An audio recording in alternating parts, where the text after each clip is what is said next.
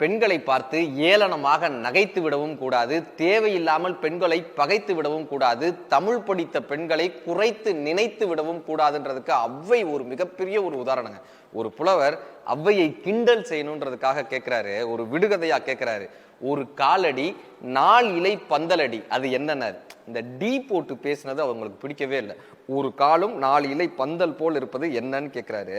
அதுல இந்த டி போட்டது அவங்களுக்கு பிடிக்கல. ஔவை சொல்றாங்க, 8.25 லட்சணமே, 8.25 லட்சணமே, யமனேறும் பரியே, மட்டில் பெரியம்மை வாகனமே, முட்டை மேல் கூரை இல்லாத வீடே, குலராமன் தூதுவனே, ஆரையடா சொன்னதுன்னாங்களாம். என்னப்பா அர்த்தம்னா, 8.25 லட்சணமே, அவ லட்சணமே, யமனேறும் பரியே, எரும மாடே, மட்டில் பெரியம்மை வாகனமே, ஸ்ரீதேவியோட அக்காவான மூதேவியின் வாகனமான கழுதையே, மட்டில் கூரை இல்லா வீடே, குட்டி சுவரே, குலராமன் தூதுவனே, குரங்கே, ஆரையடா சொன்னது. இந்த டா போட்டு ஆரையடா அறக்கிறே தானப்பா நீ சொன்னதுன்னு கேட்டாங்களாம். பெண்களுக்கு கண்கள் மட்டுமல்ல, கவிதையும் ஆயுதம் தான். Download ShareChat.